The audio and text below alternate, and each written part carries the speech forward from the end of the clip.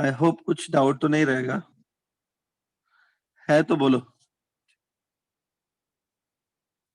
नमस्कार। क्लियर ना?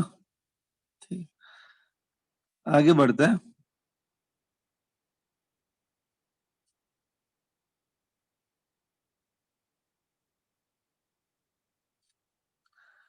See the third point and fourth point.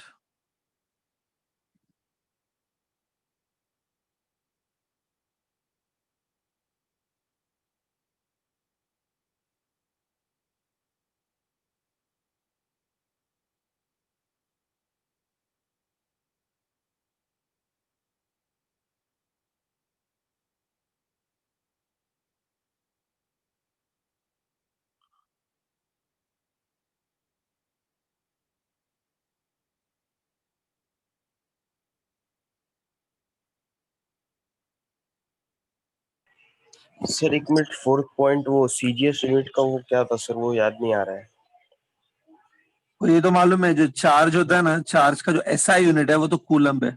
Yes sir, वो charge तो पता है। कूलम। सीजीएस यूनिट उतना कोई खास इंपॉर्टेंट नहीं है, कभी यूज नहीं होता है कहीं पे भी, लेकिन बुक्स में दिया होता है तब, इसलिए मैं भी थोड़ा बता देता हूँ। चार्ज की जो सीजीएस यूनिट है उसका नाम है ईएसयू। ईएसयू का फुल फॉर्म है इलेक्ट्रोस्टैटिक यूनिट। इलेक्ट्रोस्टैटिक यूनिट, ठीक है, 1 ईएसयू। अब यूजुअली क्या होता है, यूजुअली सीजीएस यूनिट छोटा होता है और एसआई यूनिट बड़ा होता है, ठीक है। जैसे 1 मीटर बड़ा होता है कंपेयर टू 1 सेंटीमीटर, सीजीएस छोटा होता है। तो यहाँ पे ये लिखा है कि 3 × 10⁹ ईएसयू मिलके 1 कूलम बनता है। 1 coulomb is equal to 3 × 10⁹ ESU. ESU मतलब electrostatic unit. It's a just a CGS unit of charge. ज्यादा इंपॉर्टेंट नहीं है, सीजीएस हम लोग यूज नहीं करते हैं चार्जेस के लिए, तो कूलम से ही चलता है। 1 बाय 1 ये पूरा पेज रीड कर लो स्टूडेंट। यहाँ पे कोई चीज नहीं समझ में आ रही है बोलो, तभी मैं उसको एक्सप्लेन करूंगा। सर वो 4th पॉइंट में इंक्रीजेस होगा ना? नहीं, क्या होता है देखो, जब आप कोई दो बॉडीज को आपस में रब करते हो ना, यहाँ पे लिखा है when two rub the two bodies, तो दो बॉडीज को आप रब कर रहे हो, तो उसमें क्या होता है, एक बॉडी के जो इलेक्ट्रॉन्स हैं वो ट्रांसफर होकर दूसरी बॉडी में जाते हैं। रबिंग से ऐसा होता है कि electron from the one body can migrate to another body, ठीक है। तो अगर जिस बॉडी के इलेक्ट्रॉन निकल गए, इलेक्ट्रॉन को मास होता है, इलेक्ट्रॉन्स आर पार्टिकल, जिस बॉडी के इलेक्ट्रॉन्स निकल गए मतलब उसका मास निकल गया ना, तो उसका मास डिक्रीज हो जाता है। और इलेक्ट्रॉन क्योंकि निकल गए तो वो बॉडी पॉजिटिव चार्ज हो जाती है, इसलिए लिखा है कि अगर कोई बॉडी पॉजिटिव चार्ज हो रही है उसका मास डिक्रीज हो जाता है। देखिए, हमेशा एक याद रखो चीज, इलेक्ट्रॉन ट्रांसफर हो सकते हैं, यूजुअली प्रोटॉन ट्रांसफर नहीं होते कभी किसी एटम के, क्योंकि प्रोटॉन अंदर न्यूक्लियस के अंदर टाइटली बाउंड रहते हैं। तो जब आपने वो ऐसा सुना होगा ना कि ग्लास रॉड को सिल्क के ऊपर रब किया तो ग्लास रॉड पॉजिटिव हो जाती है, सिल्क का निगेटिव हो जाता है। तो होता क्या, जब दो चीजों को रब करते हो तो जिसके इलेक्ट्रॉन निकलते हैं वो पॉजिटिव हो जाती है, लेकिन इलेक्ट्रॉन निकले दैट मीन्स मास निकल गया, तो इसलिए उसका मास डिक्रीज हो जाता है, स्लाइटली डिक्रीज होता है, थोड़े से इलेक्ट्रॉन निकल जाते हैं, इसलिए मैंने वो लिखा है मास डिक्रीज होता है। समझा क्या? Yes sir. Last point I suppose clear है, अगर कुछ कंफ्यूजन है, लास्ट पॉइंट नहीं समझ में आ रही तो बोलो।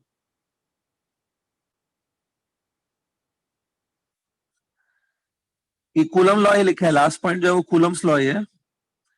इसमें से इतना दिख रहा है कि जब फोर्स बिटवीन टू चार्जेस आप निकालते हो तो मीडियम भी एक इंपॉर्टेंट रोल प्ले करता है।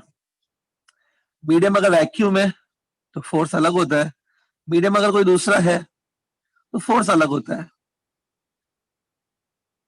ये फॉर्मुलास भी देख लो ये वाली। हेजिटेट होने की जरूरत नहीं है, मुझे पता नहीं हो गया आप हेजिटेट, ऐसे ही बोल रहा हूँ, हेजिटेट मत हो। अगर आपको लग रहा है कि सर ये पॉइंट तो मुझे क्लियर नहीं है तो आप बोलो, ऐसा मत सोचो कि अरे ये क्या पॉइंट कैसे पूछ लो, ये तो सिंपल पॉइंट है। किसी को भी अगर नहीं आ रही है तो बोलो, आई विल एक्सप्लेन। हाँ सर एक मिनट, ये एफ मीडियम वाला फॉर्मूला बताओ ना, उसमें सर वो क्या है सर, वो ई आर है क्या, वो के समझ नहीं आ रहा। के डायलेक्ट्रिक कांस्टेंट है ना, ठीक है। सी फोर्स जब आप दो चार्जेस के बीच में फाइंड करते हो, look at this, force is given by this formula. ये फॉर्मूला मैंने 10 बार देखी भी होगी, कूलम लॉ है ये, सिंपल। इसमें ये एप्सिलॉन जीरो दिख रहा है, इस एप्सिलॉन जीरो को बोलते हैं परमिटिविटी ऑफ मीडियम। जिस मीडियम में आप ये चार्जेस को रखे हैं वो मीडियम का परमिटिविटी। लेट्स अज्यूम कि ये जो चार्जेस है ना वैक्यूम में रखे हुए हैं, मतलब दोनों चार्जेस के बीच में वैक्यूम है, प्लेस इन वैक्यूम। देखो मैंने लिख दिया, तो इधर आएगी परमिटिविटी ऑफ वैक्यूम, लेंगे ना फिर। तो परमिटिविटी ऑफ वैक्यूम जो है उसको इससे डिनोट करते हैं एप्सिलॉन जीरो। अब अगर मैं मीडियम को चेंज करूं, if I put some other medium between the two charges, तो होगा क्या, ये देखो यहाँ पे, तो होगा क्या, मुझे यहाँ पे परमिटिविटी किसकी लेनी चाहिए, मुझे लेनी चाहिए यहाँ पे परमिटिविटी ऑफ अदर मीडियम। यहाँ पे क्या लेनी चाहिए, परमिटिविटी ऑफ अदर मीडियम, वो देखो मैंने ली है एप्सिलॉन, बाकी सेम है। से देखो ये परमिटिविटी ऑफ वैक्यूम की जगह यहाँ पे ये आएगी, ये है परमिटिविटी ऑफ मीडियम। अब होता क्या है कि जो अलग अलग मीडियम्स होते हैं, यहाँ पे देखो मैं परमिटिविटी लिख रहा हूँ किसी मीडियम का, suppose if I calculate permittivity of any medium, तो किसी मीडियम का जो परमिटिविटी है वो वैक्यूम से वैक्यूम से 10 टाइम्स ज्यादा होगा, किसी का परमिटिविटी जो है वो वैक्यूम से 20 टाइम्स ज्यादा होगा, किसी का परमिटिविटी 10 टाइम्स कम होगा वैक्यूम से। अलग अलग परमिटिविटी होती है मीडियम की। सो इन जनरल हम लोग ऐसे लिख सकते हैं, permittivity of any medium is k times the permittivity of vacuum. मतलब कंपैरिजन जो है वो वैक्यूम से उसकी चल रही है। ये देखो यहाँ पे देखो, permittivity of any particular medium is suppose k times permittivity of vacuum है, ये राइट हैंड साइड पे। k कुछ भी हो सकता है, 10 टाइम्स हो सकती है, 20 टाइम्स हो सकती है, इन जनरल k टाइम्स लिखा है। तो permittivity of any medium can be written as k times permittivity of vacuum. इसमें जो मैंने k फैक्टर यूज किया ना, k फैक्टर, इस k फैक्टर को भी बोलते हैं dielectric constant of that medium. It's a dielectric constant of that medium. इसका नेम रखा गया है। अब नेम पे हम लोग ज्यादा डिटेल में नहीं जाएंगे, ऐसा नेम क्यों रखा है वगैरह, नेम है आप वैसे तो आप याद ही करोगे और कुछ तो करोगे नहीं। सो k का नेम है डाइलेक्ट्रिक कांस्टेंट। इधर है ना एप्सिलॉन जो है it's a permittivity of medium, इसको ऐसा लिख सकते हैं एप्सिलॉन जीरो k। ये भी कोई बहुत डिफिकल्ट पॉइंट नहीं है, आपने देखी है ये भी चीजें कि दूसरे मीडियम के लिए एप्सिलॉन जीरो k लिखते हैं। अब अगर आप इन दोनों को डिवाइड करोगे, ठीक है, डिवाइड कर लो, force in presence of vacuum divided by force in presence of a medium, इन दोनों को डिवाइड कर दो। डिवाइडिंग पे ये कट हो जाएंगे, सब कट हो जाएगा, सिर्फ ये डिवाइड अच्छे से करो, k ऊपर आएगा इनफैक्ट। सो इससे एक फॉर्मूला बनती है, force in presence of a medium is force in vacuum divided bye k। इसका मतलब है जो k is dielectric constant of the medium. k का एक और इंपॉर्टेंट पॉइंट है, k अगर सपोज किसी मीडियम के लिए 10 है, लेट्स से k is 10 for a particular medium, इसका मतलब है वो पर्टिकुलर मीडियम में जो फोर्स है वो 10 टाइम्स कम हो जाएगा। Force in that medium between the two charges will be force in vacuum divided by 10। तो k की ऐसी फॉर्मूलास बनती है, ठीक है। आई होप अभी समझा आपको ये, यही सब यहाँ पे लिखा हुआ है, that is written over here. Can I expect ये पेज क्लियर है, ठीक है। सर एक पॉइंट लिखा है, smaller the value of dielectric constant better is the insulator. Smaller is the value of dielectric better is insulator ना। हाँ हाँ, सी क्या होता है, ये देखो, सपोज कोई मीडियम है इधर, ठीक है, इसका k जितना कम होगा, देखो सपोज ये देखो ये Q1 और Q2 दो चार्जेस हैं, बीच में ये पर्टिकुलर मीडियम है, देखो होगा क्या, जितना ये K कम होगा उतना force between the two will be more, उतना ये ज्यादा एक दूसरे को अट्रैक्ट करेंगी। बराबर, ये फॉर्मूला से तो ये हो रहा है। होता क्या है कि अगर ये दोनों एक दूसरे को अट्रैक्ट कर रहे हैं विद अ लार्ज फोर्स, इसका मतलब है बीच में इंसुलेटर है। अगर बीच में गुड कंडक्टर हो जाएगा ना, सपोज बीच में ऐसे कंडक्टिंग मीडियम आ गया, फोर्स अगर ये लार्ज है ना, सुनो, फोर्स अगर बिटवीन टू चार्जेस लार्ज है, इसका मतलब है बीच का मीडियम पक्का इंसुलेटर है और अच्छा इंसुलेटर है वो।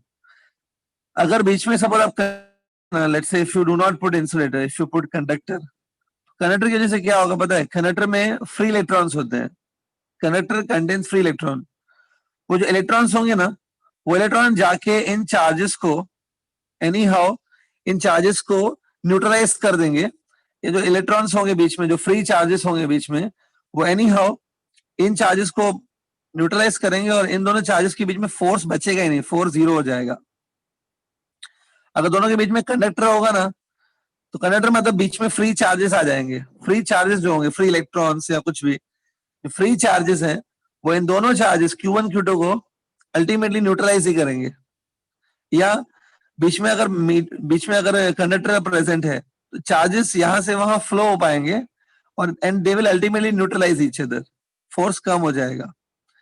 तो कंडक्टर की वजह से फोर्स दोनों के बीच में कम ही हो जाएगा, they will neutralise each other ultimately.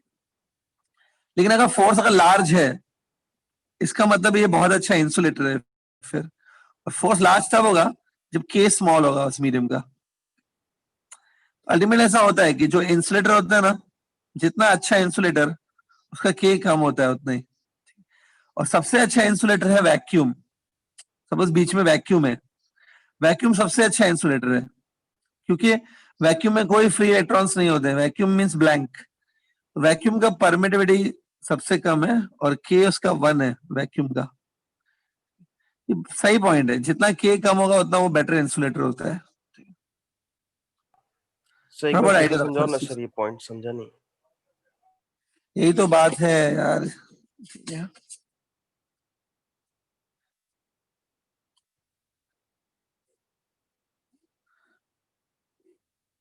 ये ले समझ अभी। ये है मेटल, मेटल समझते हो ना, इसमें फ्री इलेक्ट्रॉन्स होंगे।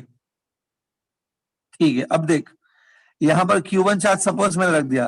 देखो इलेक्ट्रोस्टैटिक्स की आधी चीजें ना आपको थॉट मतलब इमेजिन करनी पड़ेगी।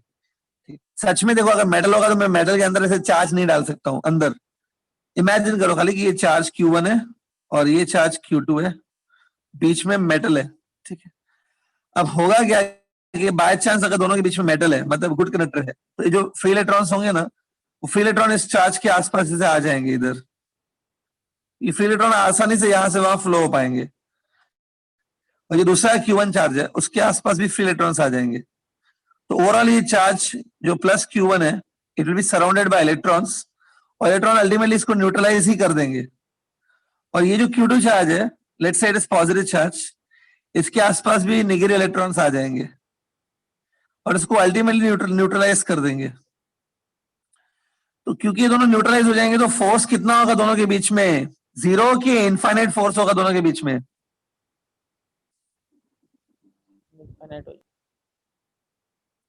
मेटल की ऐसी खास बात है कि मेटल इन दोनों को ऐसा कुछ कर देगा कि इन दोनों के बीच में फोर्स बचेगा ही नहीं, फोर्स नहीं बचेगा, फोर्स को जीरो कर देगा। तो मेटल के केस में दोनों के बीच में फोर्स नहीं बचेगा, दोनों इलेक्ट्रिक फील्ड भी नहीं बना पाएंगे अपनी।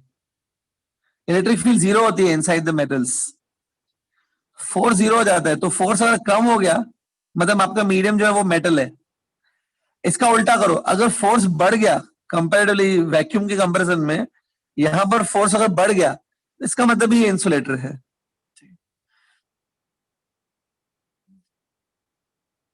समझ में आया? फॉर्मूला वाइज करो ना, force in a medium is this one ना। फॉर्मूला देखो एक बार,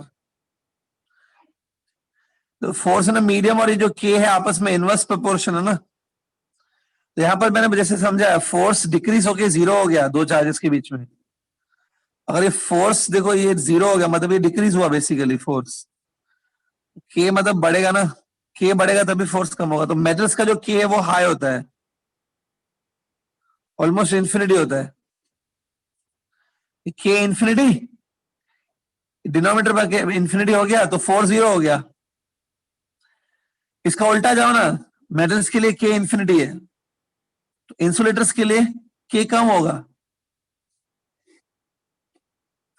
कितना इसको भी डिटेल में जाऊं, समझा? नहीं सर समझा अभी। हाँ, सो आई होप ये पेज क्लियर है। चलो आगे बढ़ते हैं स्टूडेंट। ये देखो मैंने यहाँ पे पॉइंट लिखी है, के की ये फॉर्मूला है एप्सिलॉन अपॉन एप्सिलॉन 0। के इज नोन एज, के का एक नाम मैंने डाइलेक्ट्रिक कांस्टेंट बताया था, दूसरा एक नाम और है, इट्स रिलेटिव परमिटिविटी। क्योंकि देखो के होता क्या है, के is a ratio of these two permittivity. के इन दोनों का रेशियो है ना, तो के को रिलेटिव परमिटिविटी भी कहते हैं। और के की वैल्यू 1 होती है वैक्यूम के लिए। वैक्यूम के लिए के 1 होता है। वैक्यूम सबसे अच्छा इंसुलेटर है, के 1 है उसका सबसे कम वैल्यू। भाई देखो यहाँ पे लिखा है मैंने, मेटल्स के लिए के इतना होता है इंफिनिटी। मतलब जितना ज्यादा जो के होगा उतना वो मेटेलिक होता जाएगा, और जितना के कम होगा उतना वो इंसुलेटर बनता जाएगा। यहाँ पे लिखा है देखो, क्लियर? अभी देखो, ये देखो नेक्स्ट पॉइंट ये वाली है, look at this next point. अब ये point obviously I will explain, ये जो नेक्स्ट पॉइंट है मैं एक्सप्लेन करता हूं, बट एक बार खाली रीड कर लो इसको, just read it once.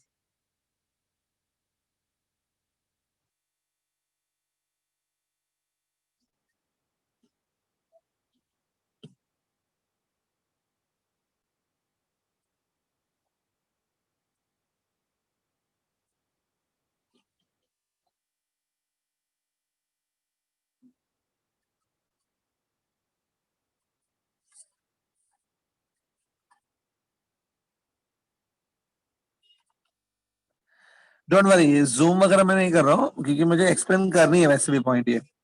This point I will explain, don't worry, ये मैं एक्सप्लेन कर देता हूं point. Look at this screen first.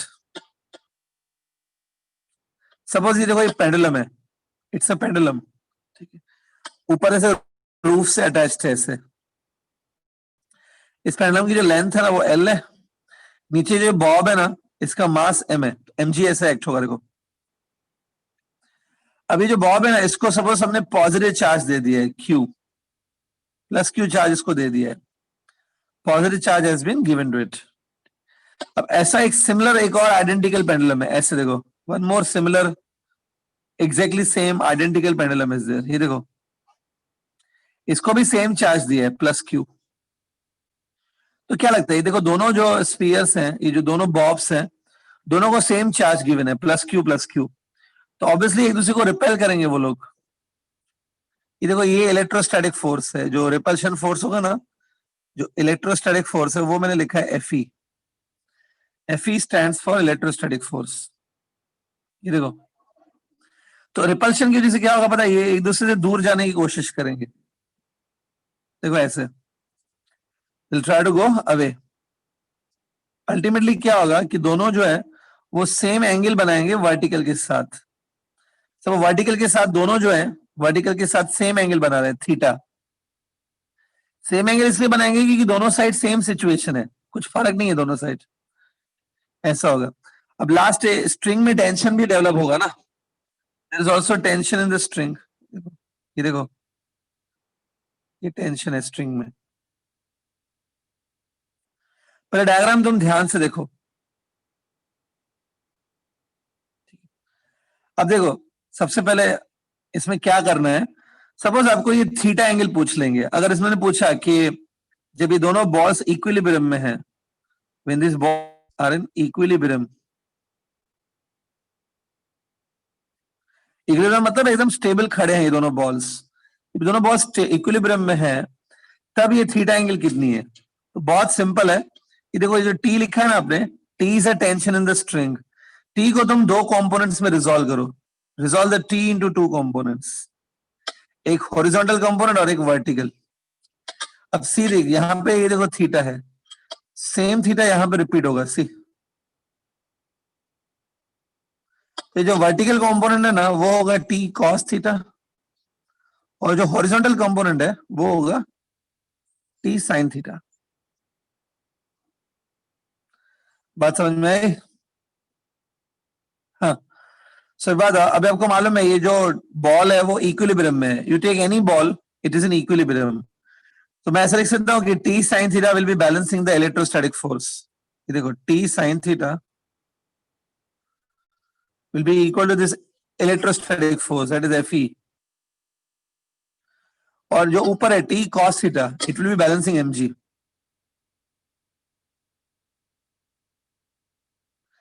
इन दोनों को आप डिवाइड करो तो टी कैंसिल हो जाएगा, sin theta by cos theta, it will become tan theta। tan theta will be this one, electrostatic force divided by mg। अगर आप ये याद रख सकते हैं तो बहुत अच्छी बात है, नहीं तो इट्स ओके, समझ के करो, डिराइव कर लेना। tan theta जो है ना ये angle, it is given by simply the ratio of electrostatic force divided by gravitational force on the Bob. mg क्या है? mg is a gravitational force ना, तो ये हो गई फॉर्मूला tan थीटा की। क्लियर? कुछ लिखना है तो मेरे साथ आप लिख लो भले, चाहिए तो, ठीक है? फिर मैं आगे बढ़ता हूं।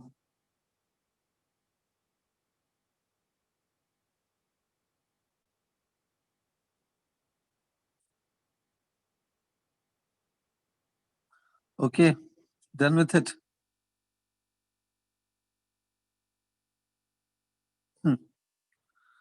सर हाँ सर बोलो। मतलब क्वेश्चन कैसा आएगा, जरा एक बार क्वेश्चन कैसा आएगा बताओ। हाँ सुनो, इस क्वेश्चन में ना अलग अलग चीजें पूछी जा सकती है। मैं हर चीज का आंसर दूंगा आपको, क्या क्या पूछा जा सकता है। पहली चीज वो पूछ सकते हैं कि थीटा कैलकुलेट करो, कभी वो आपसे पूछ सकते हैं कि टेंशन कैलकुलेट करो, और कभी एक और चीज पूछते हैं, कभी आपको बोलेंगे कि ये जो दोनों बॉल्स है ना इनको हमने इसमें डाल दिया एक लिक्विड में, मतलब मीडियम चेंज कर दिया, मीडियम लिक्विड के अंदर डाल दिया। लिक्विड के अंदर डालने पे, लिक्विड में डालने के बाद भी वो बोलेंगे सपोज थीटा चेंज नहीं हुआ है, ऐसा कुछ कंडीशन देंगे कि लिक्विड डालने के बाद ये थीटा चेंज नहीं हुआ है या टेंशन चेंज नहीं हुआ है, ऐसा कुछ कंडीशन देंगे। और उसके बाद बोलेंगे कि वो जो लिक्विड है ना जिसमें डाला है, उस लिक्विड का डायइलेक्ट्रिक कांस्टेंट कैलकुलेट करो, उस लिक्विड का के कैलकुलेट करो। मैं बताता हूँ कैसे करना है, ठीक है? पहले आप ये फिनिश कर लो, ठीक है? तो देखो ये थीटा मिल गया। अब सपोज अगर वो आपसे वो टेंशन पूछेंगे कि टेंशन कैलकुलेट करो, देखो अभी अभी आपने एक फॉर्मूला बनाया, T sine theta equal to F E, T cos theta is equal to M G, ठीक है? इन दोनों इक्वेशन की स्क्वायरिंग करके आपस में ऐड कर दो। ये देखो स्क्वायरिंग मैंने कर दिया, अगर इन दोनों को ऐड भी कर दो, स्क्वायरिंग करके ऐड करो, तो आपको आएगा ये T square equal to F E square plus M G square. Tension इतना आएगा root of F E square plus M G square.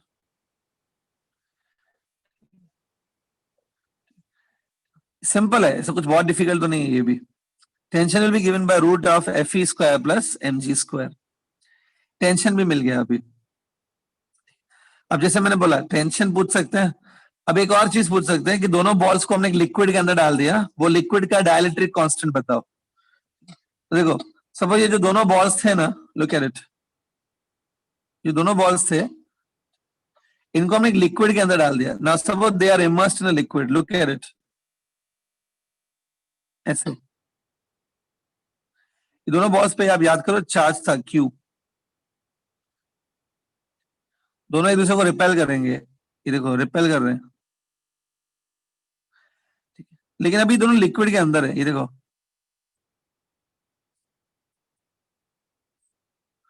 Anybody please tell me, आपको क्या लगता है ये जो इलेक्ट्रोस्टैटिक फोर्स मैंने बनाया, देखो मैंने इलेक्ट्रोस्टैटिक फोर्स को एफ ई लिखा है, ये चेंज हो जाएगा कि it will be same as in air? जो एयर में था वही फोर्स रहेगा, इलेक्ट्रोस्टैटिक की चेंज हो जाएगा? k टाइम्स चेंज होगा। चेंज हो I think it will become F E divided by के। एफ ई क्या है इसमें? F E is a force in the vacuum. जब पीछे यहाँ पे देखो, यहाँ पे आपने फोर्स के क्या क्या लिखा था, Fe लिखा था ना, ये फोर्स K टाइम्स कम हो जाएगा, it will become Fe divided by K, like this. Next एक बात, नीचे mg तो लगेगा, इससे ग्रेविटेशन फोर्स लगेगा, लेकिन इसको अपथ्रस्ट मिलेगा क्या लिक्विड का? अपथ्रस्ट भी मिलेगा, यस। अपथ्रस्ट की वजह से, अभी ध्यान से सुनना, अपथ्रस्ट की वजह से it will get upthrust, buoyancy मिलेगा। अपथ्रस्ट की वजह से पता है बेसिकली क्या होगा? अपथ्रस्ट की वजह से ये जो mg है ना, mg थोड़ा बहुत कम फील होगा बॉडी को, एपरेंट वेट उसका कम हो जाएगा, एपरेंट वेट, जो वेट उसको एक्सपीरियंस होगा वो कम हो जाएगा। यहाँ पे एक चीज सिखा रहा हूँ, ध्यान से सुनो। अगर तुम अपथ्रस्ट के चक्कर में नहीं पड़ना चाहते हो, you do not want to take upthrust, क्योंकि अपथ्रस्ट लोगे वरना एक और फोर्स ऐड करना पड़ेगा, तो याद रखो, if you want to just avoid the upthrust, एक चीज याद रखो, ये जो mg है ना, mg should be replaced by this thing 1 minus 1 upon RD. mg should be replaced by this thing, mg in the bracket 1 minus 1 upon RD. ये RD क्या है? RD is the relative density of this ball. RD पता है क्या है? Relative density बोलते हैं। It's ये देखो, RD ये है, density of this ball divided by density of the liquid या water, जो भी आपने लिया है। अब आप बोलेंगे सर ये फॉर्मूला तो देखी नहीं हमने, ये क्या है? ये फॉर्मूला हमने बनाई है अभी, फ्लूइड का जो एंट्रेंस किया था ना, फ्लूइड मैकेनिक्स का एंट्रेंस, उसमें जब मैंने आर्किमिडीज प्रिंसिपल वगैरह डिस्कस किया था, तब मैंने अपरेंट वेट डिस्कस किया था, देखो जाके, ये फॉर्मूला बनाई है, this formula we have made in the entrance of the fluid mechanics, इसलिए मैंने फ्लूइड करा दिया, उसके बाद ही ये करा रहा हूं, ठीक है? तो ये mg 1 minus 1 upon RD। फिर भी एक काम करो, बाद में आप इसको डिराइव करने की कोशिश करो, इस फॉर्मूला को, mg 1 minus 1 upon RD। नहीं समझ में आया तो मुझे बोलना, मैं करके दिखा दूंगा, ठीक है? नेक्स्ट यहां पर देखो, ऐसे टेंशन होगा T, टेंशन भी चेंज हो सकता है, इट्स नॉट कंपल्सरी कि सेम टेंशन रहेगा। T डैश हो गया सपोज, अभी ये थीटा भी चेंज हो सकती है, लेकिन अभी आपको क्या होगा, क्वेश्चन में या तो आपको देंगे कि थीटा सेम है, थीटा सेम देंगे, कुछ ना कुछ देंगे वो। Suppose if they give you that theta is same as previous theta, तब कहते यहाँ पे एक फॉर्मूला बन रही थी, tan of theta is equal to electrostatic force upon mg ना, एक फॉर्मूला बनी थी, पहले बनी थी। सपोज अभी भी सेम थीटा है, still we are having same theta, तो फिर से मैं वो लिख रहा हूँ, देखो tan थीटा, इस बार इलेक्ट्रोस्टैटिक फोर्स आपको इतना लेना है, Fe बाय K, याद है? और mg भी नहीं लेना है, mg की जगह आपको ये लेना है, mg 1 minus 1 upon RD। अब देखो, look at this two formula, दोनों का left hand side suppose same है, क्योंकि थीटा दोनों केस में सेम आ रही है, LHS सेम है, हम लोग RHS को इक्वल ले सकते हैं, we can take RHS equal, we take RHS equal, right hand side equal ले लो, Fe बाय K mg 1 minus 1 upon RD equal to Fe by mg। दोनों समझ के लो, ये दोनों tan थीटा की वैल्यूज है और थीटा सेम है, suppose Fe gets cancelled, mg gets cancelled, K is simply given by shortcut formula बन गई, देखो K is given by 1 minus 1 upon RD। RD is the relative density of that liquid, मतलब it's a density of body divided by density of the medium, ये related density होती है। Shortcut में बता दिया, डायरेक्ट फॉर्मूला है K निकालने की। K क्या है वो मत भूल जाना, K is a dielectric constant of that liquid, RD is a relative density of that ball, the density of ball divided by density of liquid। मैं अज्यूम कर रहा हूं कि थीटा सेम है, देंगे वो कुछ ना कुछ ऐसा देंगे definitely, they are saying that theta is same, theta same रहेगा, इसलिए ये फॉर्मूला इक्वल कर ले सकते हैं हम लोग। अब थोड़ा बहुत क्लियर? या चलो, अमन कुमार ने, अच्छा अमन कुमार ने मिस्टेक पकड़ ली मेरी, मैं वही चेक कर रहा था कौन पकड़ेगा मिस्टेक। अभी ये K की फॉर्मूला ये नहीं होगी, 1 upon K की ये फॉर्मूला होगी, 1 upon K is equal to this thing. चलो अच्छा है, कुछ स्टूडेंट का ध्यान है। नहीं तो यही चीज मैं 5 मिनट के बाद बताने वाला था, आपका रॉन्ग करवाने के बाद। ठीक है, बट एटलीस्ट अमन कुमार का ध्यान है। 1/k equal this one will come, check करो, 1/k will come this much.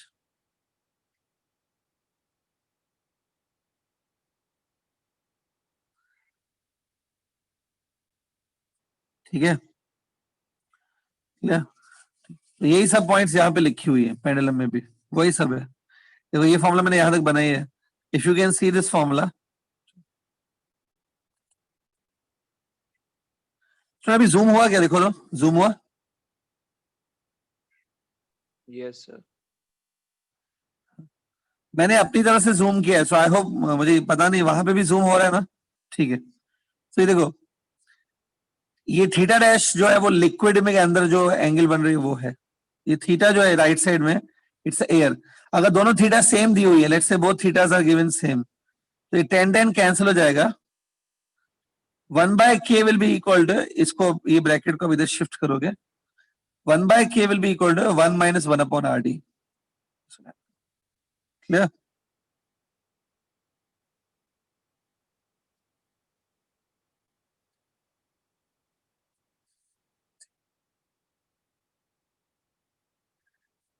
या so I hope it's clear now.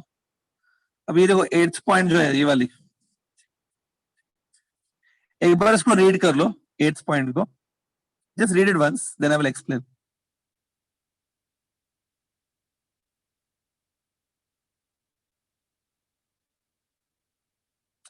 ये देखो एमसीक्यू के फॉर्म में आ सकता है कि ये एक बहुत बड़ी शीट है, इट्स अ चार्ज शीट, ये लंबी सी वर्टिकल लाइन दिख रही है, इट्स अ चार्ज शीट। इस पे सिग्मा आपको याद होगा, सिग्मा इज अ चार्ज पर area, charge present per area है सिग्मा। ये जो बॉल दिख रहा है, बॉल के ऊपर भी चार्ज है, देखो लिखा है यहाँ पे चार्ज बॉल, बॉल के ऊपर बी इज अ बॉल, उस पर भी चार्ज है, और ये शीट के ऊपर भी चार्ज है, तो रिपल्शन होगा। रिपल्शन की वजह से बॉल दूर जाएगा शीट से, लेकिन थ्रेड की वजह से, थ्रेड बना हुआ है ना, थ्रेड से बंधा हुआ है वो, ये थीटा एंगल बना के यहाँ पे रुक गया है। We have to prove that, हमें प्रूफ करना है कि जो ये सिग्मा है ना, sigma directly proportional to tan theta है। मतलब जितना तुम सिग्मा बढ़ाओगे, as you increase the sigma, जैसे जैसे चार्ज की डेंसिटी बढ़ाओगे, tan थीटा भी इंक्रीज होता जाएगा। प्रूफ करना है, ठीक है। Again you will be confused, कैसे करेंगे। ये देखो, ये चार्ज शीट है, ऐसे इमेजिन करो चार्ज शीट है। अब देखो, इस चार्ज शीट के नियर अगर मैं यहाँ पे एक पॉइंट लूं, if I take a point near this charge sheet, यहां पर जो इलेक्ट्रिक फील्ड होगी ना, the electric field produce by this charge sheet, electric field ऐसे होगी, it's a direction of the electric field produce at this point. Positive charges है ना, positive charge से इलेक्ट्रिक फील्ड अवे बनती है, ऐसे away from the positive charge, और electric field इतनी होगी सिग्मा बाय 2ε0। अब ये फॉर्मूला आप याद करो, मैंने जब गॉस थ्योरम डिस्कस किया था, गॉस थ्योरम, गॉस थ्योरम का एप्लीकेशन में ये सिखाया था एक point, the electric field due to large infinite plane sheet, ये फॉर्मूला डिराइव किया हमने क्लास में। ये है formula for electric field outside the charge sheet of infinite length, ये इलेक्ट्रिक फील्ड है। सिग्मा क्या होता है, sigma is a charge present per area on this sheet, charge density बोलते हैं, ठीक है। तो ये इलेक्ट्रिक फील्ड है ई। तब देखो ये यहाँ पे एक्चुअली में भी देखो, यहाँ पे बॉल है एक्चुअली, समझ, बॉल पे क्यू चार्ज है। अगर बॉल पे क्यू चार्ज है, तो ये जो फोर्स लग रहा है ना बॉल के ऊपर, रिपल्शन, वो होगा Q into E. Ball will experience the repulsion of Q into E, okay. तो बॉल रिपल्शन फील करेगा विच इज क्यू इंटू ई। यहाँ पे टेंशन होगा स्ट्रिंग में, T is a tension in the string. ये टी को तुम रिजॉल्व करो दो कंपोनेंट्स में, तो जो वर्टिकल कंपोनेंट होगा ना वो टी कॉस थीटा होगा, जो हॉरिजॉन्टल कंपोनेंट है ये होगा T sine theta. Look at it,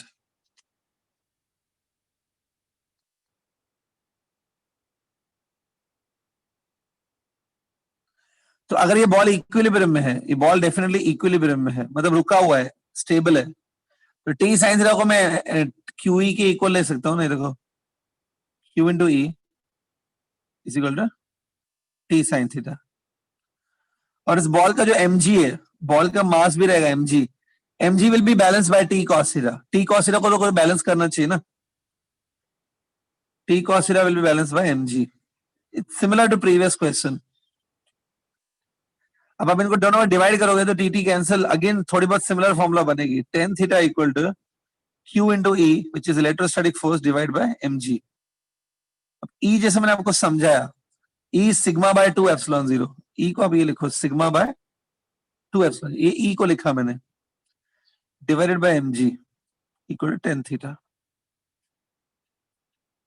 ठीक है, तो देखो अगर आप अभी सिग्मा को यहाँ पे इंक्रीज करोगे, देखो सिग्मा को इंक्रीज किया, तो याद रखो सिग्मा इंक्रीज किया मतलब जो शीट है, इस शीट पे आपने चार्ज को इंक्रीज किया, तो सिग्मा को इंक्रीज करने पे ये क्यू चेंज नहीं होगा, this q is a charge on the ball, mg नहीं चेंज होगा बॉल का, permittivity of the medium epsilon 0 change नहीं होगा। सिग्मा को इंक्रीज करने में खाली tan थीटा की वैल्यू इंक्रीज हो सकती है, sigma is proportional to tan theta, वही पॉइंट लिखी हुई है। ठीक है, तो ऐसा कुछ है, अब समझा? अपने हिसाब से लिख लो, जो आपको लिखना है अपने हिसाब से अपनी नोटबुक में लिख लो ये चीज। ये लो,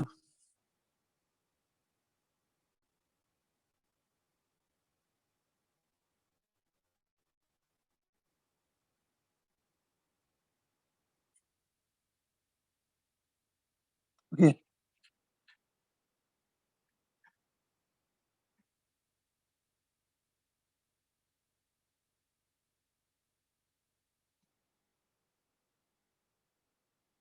क्या? Hello sir. Hmm. Sir ball पे तो कुछ charge टाइप में के से न्यूमेरिकल्स भी आ सकते हैं इसमें। वापस बोलो। सर बॉल पे चार्ज में सब पॉजिटिव अज्यूम करेंगे। नेगेटिव होगा, अगर सपोज बॉल पे नेगेटिव चार्ज है तो बॉल तो जाके शीट को चिपक जाएगा ना, बॉल तो शीट को जाके स्टिक हो जाएगा, अट्रैक्शन की वजह से स्टिक हो जाएगा, तो थीटा तो 0 बनेगी फिर। तो बॉल पे नेगेटिव चार्ज नहीं है, पॉजिटिव चार्ज है, ये अज्यूम करके ही चलना है। फिर नेगेटिव चार्ज होगा तो थीटा बनेगी नहीं, थीटा 0 बनेगी।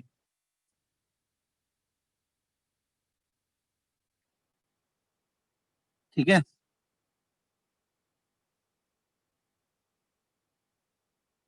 पॉजिटिव चार्ज मानना है दोनों के ऊपर। मैंने इस क्वेश्चन में लिखा नहीं है यहाँ पे, लेकिन वो पॉजिटिव दिया होगा फिर। चलो आगे बढ़ते हैं स्टूडेंट। हाँ, लेट्स गो अहेड नाउ। अब देखो यहाँ पर ये फर्स्ट पॉइंट रीड कर लो पूरा, कुछ डाउट है क्या इसमें? देखो फर्स्ट पॉइंट में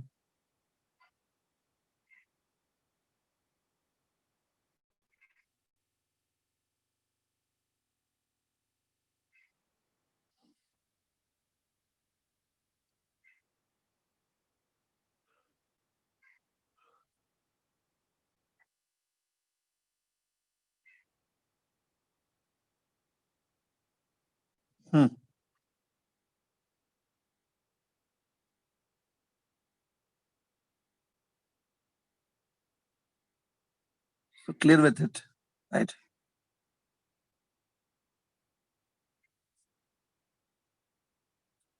तो देखो ये फर्स्ट पॉइंट आपको यहाँ पे दिख रही है, उसमें लिखा है इलेक्ट्रिक फील्ड। इलेक्ट्रिक फील्ड क्या होती है वो आपको मालूम है? इलेक्ट्रिक फील्ड एक्चुअली में ये भी होती है क्या? Electric field is a force experience by unit charge. जितना फोर्स एक कूलम के चार्ज को एक्सपीरियंस होता है, the force experience by 1 coulomb at any point, it is defined as electric field at that point. Okay, ये formula आपको मालूम है। अब आगे बढ़ते हैं। अब इलेक्ट्रिक फील्ड है ना, कौन प्रोड्यूस कर सकता है? अगर कोई भी चार्ज है या चार्ज की कुछ अरेंजमेंट है, there's a system of charges or a single charge, charge अपने आसपास इलेक्ट्रिक फील्ड बनाता है। तभी देखो नेक्स्ट टॉपिक ये रहेगा, the electric field produce by different charge systems. मतलब हम लोग अभी देखेंगे कि जो अलग अलग चार्ज होते हैं, पॉइंट चार्ज हो गया, या चार्ज पूरा शीट के ऊपर है, चार्ज पूरा रिंग के ऊपर है, अलग अलग चार्जेस जो है वो फील्ड कैसे बनाते हैं वो देखेंगे। अब यहाँ पे देखो, सबसे पहले है the electric field which is produce by a point charge. Simple से स्टार्ट करेंगे। अगर एक पॉइंट चार्ज है, ये देखो Q, look at this, Q is a point charge. तो पॉइंट चार्ज भी अपने आसपास इलेक्ट्रिक फील्ड बना लेता है। From this point charge at a distance of R, यहां पर P पॉइंट है, तो electric field eight P point is given by this formula. इसमें ये K दिख रहा है, यहां पर K डायरेक्ट्रिक कांस्टेंट नहीं है। ये अभी से हम लोग क्या करेंगे, K मतलब हम लोग 1/4πε0 को लिखेंगे। ये K दिख रहा है ना, ये एक्चुअली में 1/4πε0 को हमने K लिखा है, क्योंकि बार बार ये लिखना 1/4πε0 इट्स नॉट गुड, लेंदी होता है। So in place of 1/4πε0 we have written K over here. तो यहाँ पे इलेक्ट्रिक फील्ड अब ऐसे देखो, it is 1/4πε0 Q upon R square. This electric field produce by the point charge. अभी E और R आपको दिख रहा है, E और R में इनवर्स प्रोपोर्शन है। एज R विल इंक्रीज, जैसे जैसे डिस्टेंस बढ़ेगा, as R will increase E has to decrease. वही ये ग्राफ में दिख रहा है, देखो ध्यान से ग्राफ में क्या दिख रहा है, as R is increasing E is decreasing. तो E अगर आप फाइंड करोगे near the charge Q, it will be infinite. अगर ये P पॉइंट को आप चार्ज के बहुत नियर ले लो, take this P point very near the charge, देखो ऐसे, तो R will decrease, electric field will become infinite. और अगर आप P पॉइंट को इनफाइनाइट पे लेके जाओगे, if you find electric field eight A infinite distance, R को इन्फिनिटी कर दो, if R become infinity E will become 0। ये पॉइंट पढ़ो, अगर अभी भी क्लियर नहीं हो रही है तो बोलो, I will explain again. Is it clear?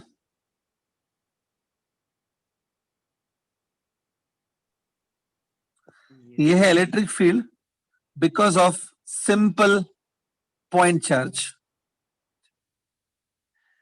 ये फॉर्मूला देखो इलेक्ट्रिक फील्ड की, KQ/R²। जैसे मैंने आपको बताया, K एक्चुअली में क्या है, K इज 1/4πε0, है ना, K वही है। अब अगर तुमको लगता है ये सब फॉर्मूला भी मुझे नहीं पता, मैं नहीं डिराइव कर पा रहा हूं, तो आप बोलो I will derive this formula also. एक स्टेप की फॉर्मूला है ये। If you are very sure about this formula, confidence है, हाँ ये तो मालूम है, समझ में आती है, तो ठीक है, नहीं तो बोलो मैं डिराइव करके दिखाता हूँ। ठीक है, सो कोई डाउट नहीं आ रहा है, I am sure. Point charge clear? ठीक, नेक्स्ट जाते हैं। ये देखो नेक्स्ट है electric field produce by the charge ring. Now ring जो इलेक्ट्रिक फील्ड प्रोड्यूस करती है वो, look at the diagram. Suppose एक सर्कुलर रिंग है of radius R is the radius of the ring, और ये जो Q है, Q is a charge uniformly distributed on this ring. इस रिंग पे जो चार्ज है वो यूनिफॉर्मली डिस्ट्रीब्यूटेड है, तो Q है। तो ये जो रिंग है ना, वो भी अपनी इलेक्ट्रिक फील्ड प्रोड्यूस करेगी। P is a point on the axis of this ring. P point axis पर है, at a distance x. X basically जो है, x is the distance between the two. So electric field at P point is given by this formula. K, again K वही है, 1/4πε0 को मैंने K लिखा है।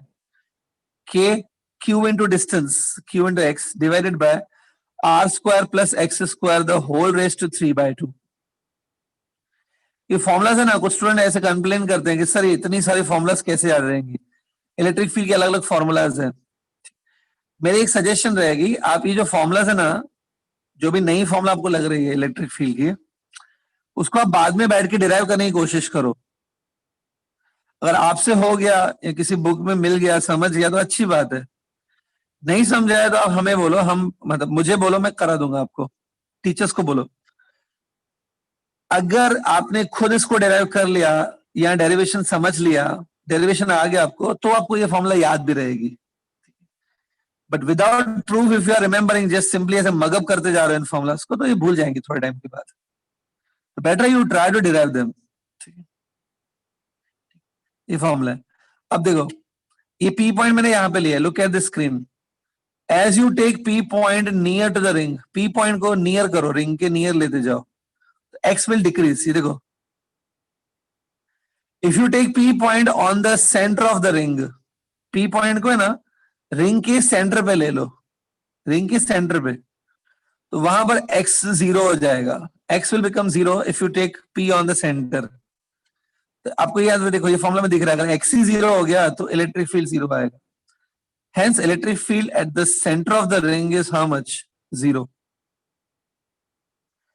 ये फॉर्मूला, ये जो E 0 आ रहा है ना सेंटर पे, इसको आप फिजिकली भी समझ सकते हो। Physically also you can understand that why E 0 at the centre. देखो यहाँ पे, look at this. Suppose ये रिंग है with charge is uniformly distributed. ये इसका सेंटर है। मैंने कभी, मुझे क्या प्रूफ करना है कि E at the centre is 0। देखो सिंपल है, आप अज्यूम करो कि जो ये सेंटर है ना, सेंटर पे मैंने +1 कूलम का चार्ज रख दिया। अब देखो, the net force which is experienced by the charge of 1 coulomb, उसी को E बोलते हैं ना। Electric field is actually force experience by charge of 1 coulomb.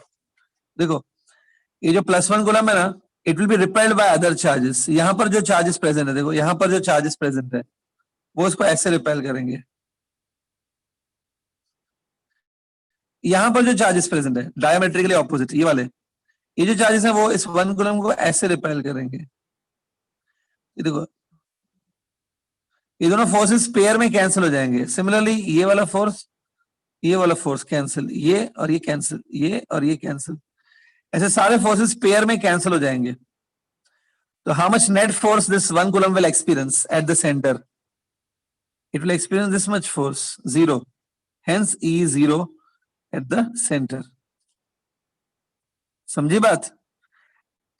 तो कभी ऐसे कोई सिचुएशन आ जाए, आप ऐसा थोड़ा दिमाग लगाया करो, कुछ ना कुछ करके आंसर आ जाएगा इसमें से भी। ऐसे E 0 निकाल सकते हो, ठीक है। तो E at the centre is 0। अब ये ग्राफ देखो, ये ग्राफ क्या है? इस ग्राफ में जो आपको फर्स्ट क्वाड्रेंट दिख रहा है ना, फर्स्ट क्वाड्रेंट मतलब रिंग के जो राइट साइड का पोजीशन है, वो रिंग के राइट साइड आपने पॉइंट लिया। और जो सेकंड क्वाड्रेंट दिख रहा है ना, सेकंड क्वाड्रेंट मतलब रिंग के लेफ्ट साइड आपने पॉइंट ले लिया, रिंग के लेफ्ट साइड।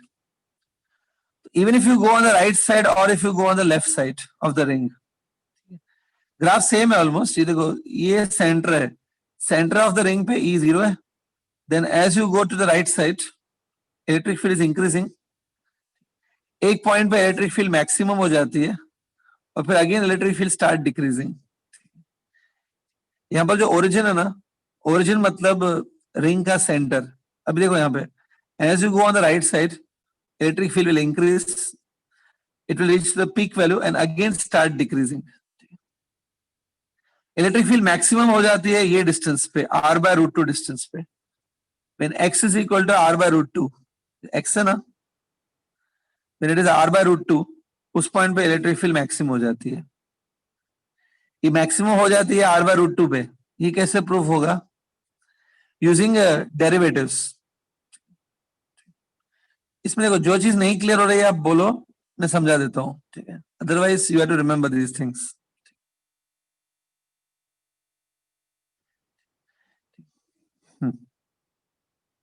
इसमें मैं जेई और नीट के पॉइंट्स कवर कर रहा हूँ, जो भी रिक्वायर्ड है जेई के लिए, नीट के लिए, ठीक है।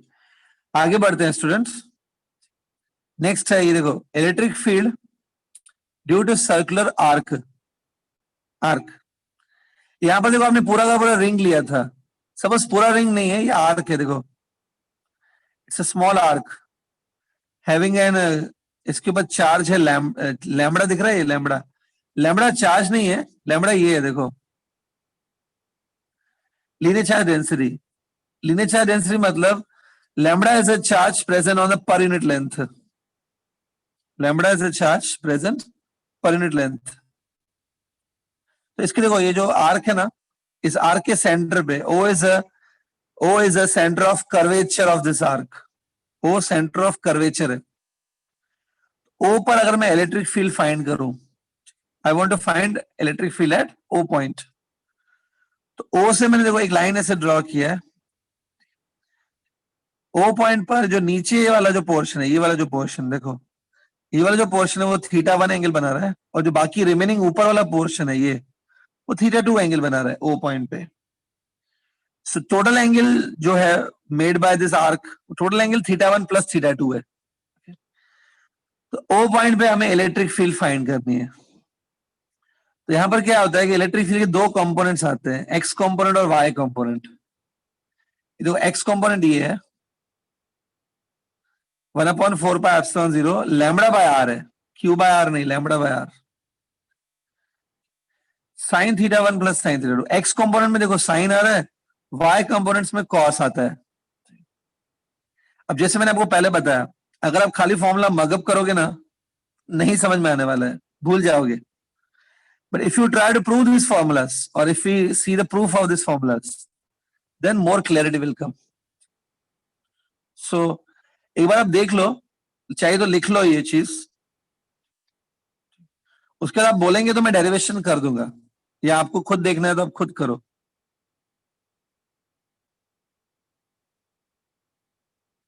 Note down this situation.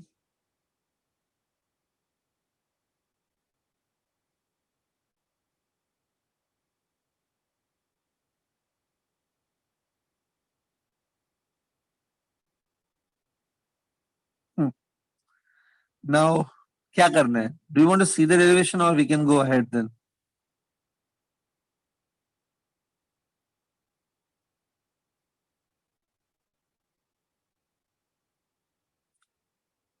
ठीक है, डेरिवेशन नहीं चाहिए ना, it's okay, we can go ahead then.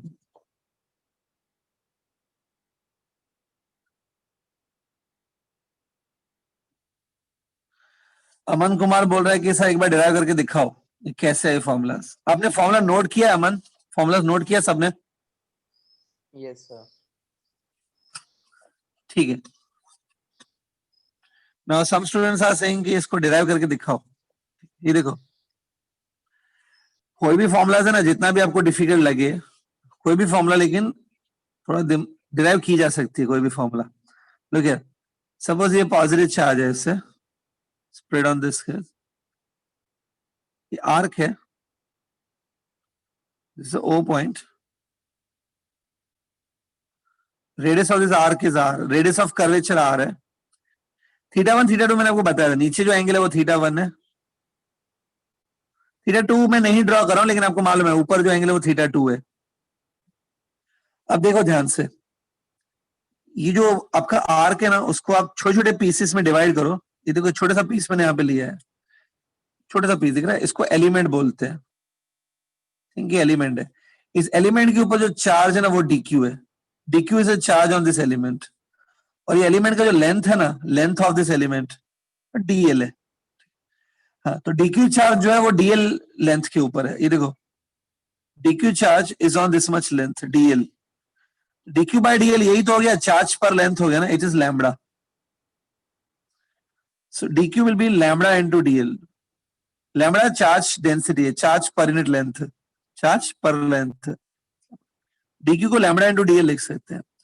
अब देखो ये जो dq है ना, इसको आप एक पॉइंट चार्ज की तरह ट्रीट करो कि dq एक पॉइंट चार्ज है। तो because of this point charge, खाली dq पे फोकस करो, because of the point charge dq at a distance r, dq से देखो r डिस्टेंस पे, यहां पर मुझे इलेक्ट्रिक फील्ड निकालनी है। इलेक्ट्रिक फील्ड ऐसे होगी, it's electric field eight point O because of this point charge dq। तो इलेक्ट्रिक फील्ड की फॉर्मूला आपको याद होगी, मैंने पॉइंट चार्ज के लिए फॉर्मूला बताई है, electric field because of point charge, it was k into charge which is dq divide by r square. याद है, kq बाय r स्क्वायर। इस चार्ज की वजह से ये इलेक्ट्रिक फील्ड होगी। अब देखो ये जो एंगल है ना, ध्यान से देखो, ये जो नीचे से एंगल है, ये एंगल क्या है पता है? It's angle made by this, it's angle, इस एंगल को चलो मैं थीटा लिख देता हूं, theta is angle made by this particular element at O point. ये ध्यान से देखना, ये जो लेंथ है ना इस एलिमेंट की, ये जो छोटा सा ये जो एक सेक्टर दिख रहा है आपको छोटा सा, ये एंगल अंदर की जो एंगल है वो डी थीटा है। तो ध्यान से देखो क्या चल रहा है, ठीक है, आपको समझ में आ जाएगा क्या हो रहा है ये। अब देखो अगर मैं खाली एलिमेंट पे फोकस करूं ना, देखो ये एलिमेंट है डीएल लेंथ का, ये एंगल डी थीटा बना रहा है, element is of length DL, it's making D theta angle like this. इसमें आप एक फॉर्मूला लिख सकते हो, ये वाली ये फॉर्मूला है dl is equal to r into d theta, लिख सकते हैं sector formula, dl is equal to r into d theta. ये फॉर्मूला आप इधर डाल दो, dq is given by lambda into dl, dl is given by r into d theta। देखो ये dq की फॉर्मूला बन गई। बस अभी 1 मिनट में खत्म हो जाएगी डेरिवेशन। सी ये हो गया आपका dq। अब देखो ये इलेक्ट्रिक फील्ड मैंने आपको बताया इससे होता है, ये एंगल भी थीटा ही रहेगी, दिस थीटा। ये टोटल एंगल जो है ना वो थीटा है नीचे से, ठीक है। अब इसको e को आप रिजॉल्व करो दो कंपोनेंट्स में, तो ये होगा ex component which is e cos theta, और जो वर्टिकल कंपोनेंट है वो e sin थीटा होगा, ठीक है। अब ये जो इलेक्ट्रिक फील्ड है E, ये इस एक एलिमेंट ने प्रोड्यूस की है, ऐसे बाकी एलिमेंट्स भी इलेक्ट्रिक फील्ड प्रोड्यूस करेंगे ना, खाली एक एलिमेंट थोड़ी इलेक्ट्रिक फील्ड प्रोड्यूस करेगा। Electric field will be produced by all the elements. So total electric field अगर आपको फाइंड करनी है, it will be given bye integration of this electric component. इसमें देखो अगर आप integration of all x component करोगे, एक्स कंपोनेंट कितना है e cos थीटा है ना, e cos थीटा को इंटीग्रेट करोगे तो आपको टोटल एक्स कंपोनेंट मिलेगा, और e sin थीटा को इंटीग्रेट करोगे तो y कंपोनेंट मिलेगा। इसमें देखो ये e जो है, ये वाला e ना, ये e की फॉर्मूला ये थी k dq by r square into cos theta. k और आर स्क्वायर बाहर जाएगा, k यहाँ पे वही है 1/4 पाई एप्सिलॉन 0 को k लिखा है मैंने, k बाय आर स्क्वायर बाहर, dq की वैल्यू देखो यहां पर है lambda r d theta, dq की वैल्यू डाल रहा हूं मैं lambda r d theta into cos theta. So lambda और आर भी बाहर जाएगा, वो कांस्टेंट ही है, k लैम्बडा आर बाहर जाएगा, आर और आर कैंसिल होगा, it will B this integration of cos theta D theta आपको मालूम है, it will B sine theta. Integration of cos कितने होते हैं, साइन होता है। लिमिट्स ये होंगी देखो, थीटा की लिमिट्स, थीटा जो है ना वो थीटा 1, देखो नीचे की तरफ थीटा 1 होगा और ऊपर की तरफ थीटा 2 होगा। Definitely you can understand theta will change from theta 1 to theta 2। लेकिन क्या होता है, आपने देखो ये थीटा ऊपर की तरफ लिया था, नीचे वाला जो थीटा 1 है ना उसको निगेटिव में लेना पड़ेगा, क्योंकि एंगल नीचे है तो उसको निगेटिव लिया जाएगा। एंगल की लिमिट्स ये होंगी माइनस थीटा 1 से प्लस थीटा 2 तक। थीटा 1 और थीटा 2 ऑपोजिट साइड लाया कर रहे हैं ओरिजिन के, नीचे वाले एंगल को माइनस लिया जाता है, ऊपर वाले को प्लस। लिमिट्स डालो आपका आंसर निकल आएगा। फिर मैंने देखो e cos थीटा को इंटीग्रेट किया तो उससे x कंपोनेंट मिला। सिमिलरली आप e sin थीटा को इंटीग्रेट करो, e sin थीटा को, तो आपको y कंपोनेंट मिलेगा। Clear proof? थोड़ा बहुत आप खुद करना भी सीखो, खुद करेंगे तो या कॉन्फिडेंस भी आएगा, याद रहेगा चीजें, ठीक है। सो आई होप आज यहां तक क्लियर है, आर्क तक कंप्लीट किया हमने, ठीक है। नेक्स्ट टाइम कुछ और नई चीजें बताऊंगा मैं। प्लीज मेरी एक एडवाइस रहेगी, थोड़ा बहुत टेक्स्ट बुक का जो इलेक्ट्रोस्टैटिक है रिवाइज करके आओ, टेक्स्ट बुक लेवल करके आओ प्लीज। मैं टेक्स्ट बुक लेवल नहीं कराऊंगा आज से, ठीक है। नेक्स्ट टाइम हम लोग इससे आगे बढ़ेंगे फिर, ओके।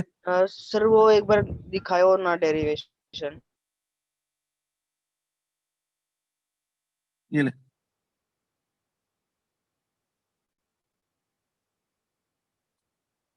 ये ले पूरा देख लो, चाहे तो स्क्रीनशॉट भी ले लो, बाद में देखो आराम से बैठ के, वो भी चलेगा। ले लिया सर, थैंक यू। ठीक है, सो एवरीबॉडी क्लियर? ठीक है, कल नेक्स्ट लेक्चर में कंटिन्यू करते हैं फिर, okay. Will meet next time.